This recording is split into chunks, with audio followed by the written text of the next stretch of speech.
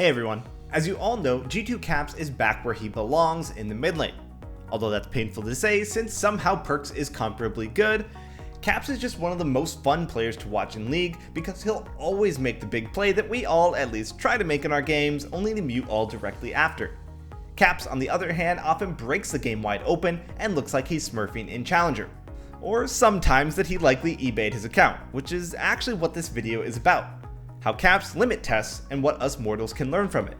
This will be a two-part series, with this video focusing on his laning phase limit testing, followed up by some mid-game limit testing later on. Let's jump into it. We really only have one mission for this guide, and it's to always be mindful to not do any limit testing without some idea behind it. Limit testing is a word thrown around a lot when it comes to improving, and it makes people do the most random things. As you watch this guide, you'll see that while it may sometimes look like he's really running it down, that there's almost always a reason why Caps is playing so aggressively. And with just that in mind, let's hop into our first game where he'll be playing Sylas versus a Syndra. The matchup is going as expected early on. Syndra has chunked him real low, so Caps wants to shove in this wave and look to base. As he attempts to do so, he doesn't react in time to Syndra's E and is forced to burn his flash. He recalls and teleports back, and then tries to fully crash the wave. Syndra counters with her visually bugged teleport, and Caps is once again in another rough spot. You definitely never want to be frozen on this close to the enemy's tower as a melee champion. So, what does he do? Just like before, he hard tanks the Syndra trying to crash the wave. He makes a huge mistake and tanks a tower shot during the clear, forcing him to run for his life, until he turns around at 60 HP and dies to Syndra Q. We're going to ignore everything that led up to this and solely focus on this moment. What do we know so far? Well, Syndra used W moments earlier and her E right before the final moments of the fight. At such an early level, of course, her abilities will be down for a while. This means that her only forms of damage at the moment are Q and auto attacks. Caps has 57 health and his W is on a 2-second cooldown. Syndra only has time for one auto attack during that cooldown, which wouldn't kill Caps at this health. So, if he goes in, she has to land her Q. Otherwise his W comes back up and he'll be back up to around 1/3 of his health bar. At that point, she'd probably have to flash away since she'd be tanking minions and Caps' autos. Then, he'd be in complete control of the lane as he had 2 corrupting potions ticking here and another in his inventory, whereas Syndra had no potions left. She would be low on health and nearly versus Caps with plenty of resources to work with. From a completely disastrous situation, with just a quick outplay he'd be back in control. Okay, that's a lot of what ifs and very game specific information. Let's get into what we want to teach from this death. Take a look at the fight one last time. What do you think the lesson here is? If you said his auto attack was wrong, you're correct. Of course, there's no guarantee that he'd dodge Syndra's Q if he didn't auto attack. That being said, it's much more likely than by wasting time on it. Caps wins this fight the second he gets his W off. He doesn't need to etch out every bit of value possible. This seems like a highly specific concept, but it's not. You can apply this logic to a lot of things. For example, let's say that you're almost done pushing a wave in mid, but there's one pesky caster minion left. You already have 1400 gold, more than enough for Lost Chapter and a control ward.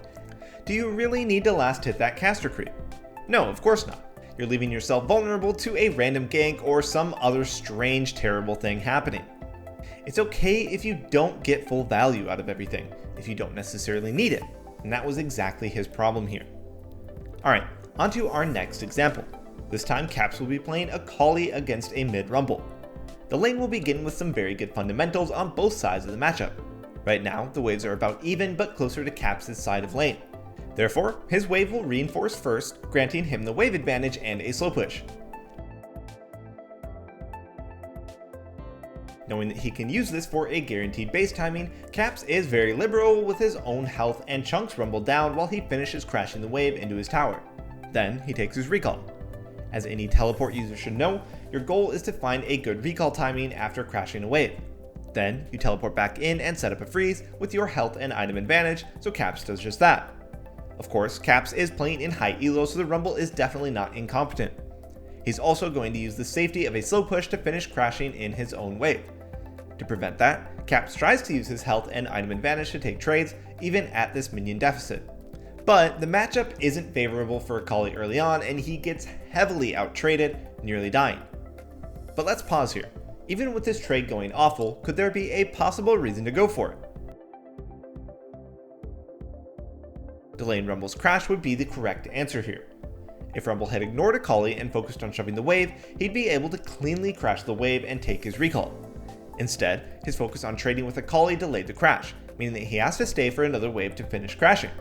This gives perkz' Rek'Sai time to come mid lane and look for a gank onto the immobile Rumble. And let's see what happens.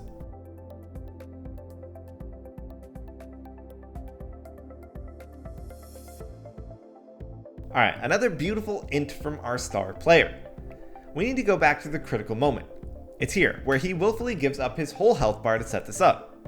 Keep in mind that we wouldn't recommend doing this without a duo, but if you knew your jungler is coming mid, here's what we could learn. If Ivern doesn't appropriately react and come to protect his Rumble, then Rumble is likely to instantly die the second he's touched by Rek'Sai. But obviously Ivern did come, which led to the disastrous 2v2. Unfortunately for perkz, he missed his initial Q. If he had landed that, he could have probably autoed and Q'd once more and Rek'Sai would likely finish off the kill. Not only that, but his E on the minion ran out. He was clearly planning to use that to get out at the last moment. Once again, all well and good. But how does this help us with our own games? This was super specific, just like last time. Well, perkz created a very positive situation during this trade. As we've addressed, if Ivern doesn't help Rumble, they'd easily gank and kill him. Then, if he plays his fight correctly, they'd also kill him for overstaying in lane. His decisions just looked really bad because he misplayed this fight. The lesson here is to never be results oriented, especially concerning misplays based on mechanics.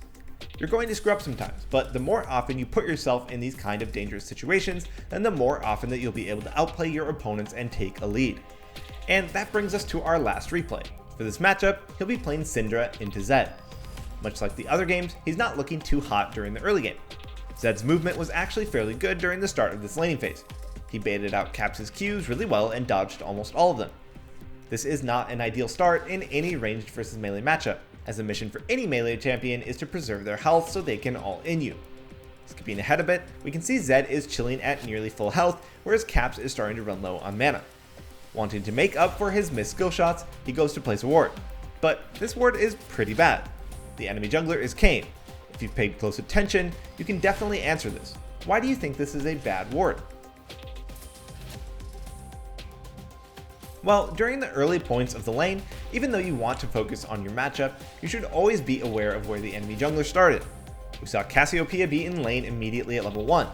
Not only that, but we also saw Darius appear in lane after leaving the top lane brush, also indicating that he didn't leash. With his recent buffs, Kayn is going to be meta for a while, so this is pretty relevant information. Whenever he doesn't get a leash, Kayn usually does Raptors, Red into Krugs. Then, depending on what's going on, he can choose to start vertically jungling or just transition gank through mid to get to the other side of his own jungle. Our foreshadowing is not subtle. perkz dies to his level 3 gank. Whenever you die to early jungle ganks, always question yourself on whether you had an accurate read of what side of the map the enemy jungler would come from. perkz probably just wasn't paying too much attention this game and placed an autopilot ward. Not only that, but if you're against a melee mid laner, you need to land your early harass. Had Zed been lower on HP for the gank, he wouldn't have been able to initiate like he did, and perkz would have also been safe that way. With some lessons learned from his death, unlike the other times, let's see how he brings it back. With his Rengar taking a random fight in the river, Zed scores yet another kill, putting him at a 2-0 lead over perkz. Despite all that, he's able to establish a good wave against Zed. It's near his own tower, allowing him to punish Zed appropriately as he tries to CS. Once again, with all the knowledge that you have from this game, what's an appropriate assumption that you could make at the moment? Well, reading that Zed will hit 6 soon is the correct answer here. Remember, he has 2 kills over perkz, so he should have a substantial more amount of XP. The melee and cannon minions give the most XP on every wave, so it's very likely Zed will ding 6 off these melee creeps, and if not, he'll definitely level up off the cannon creep. perkz is undoubtedly aware of this. Even after being chunked down, he stays near Zed's W. He knows there's no way he dies here, because the second Zed presses ult on him, he immediately stuns him and obliterates him under tower. In a completely lost lane, perkz manages to turn it around by having confidence to hit champions with confirmed abilities. Some of the more obnoxious champions in League have abilities that will lock them in place. Zed's ult forces him to come up behind you, letting you easily CC him out of it. Echo's R literally tells you where he's going back to, and then he has a small animation keeping him still for a moment. Zoe's R is the same thing. Having the confidence to punish them and learning the frame perfect timings to punish these types of abilities will take practice, and you'll fail at it a lot. And that's the point. Caps has probably failed this so much that by now he's completely confident in his ability to react to it perfectly. This final example will wrap things up. We at skillcapped are just really happy that Caps is back to playing mid.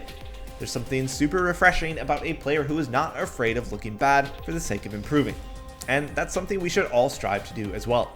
By the way, we released some crazy guides over at skillcapped which are exclusive only to our subscribers. We have over 700 guides covering everything you need to know to rapidly improve. We also send our challengers into Elo Hell every week to see how they climb out of the most extreme scenarios with the worst teammates imaginable, all wrapped up into courses that you can watch right away. Oh, and if you don't significantly improve while using skillcapped, you get a full refund. So what are you waiting for? Sign up today and escape Elo Hell. In any case, we hope you enjoyed, and be on the lookout for part 2, where we'll break down some of his mid to late game decisions. Thanks for watching, and see you next time.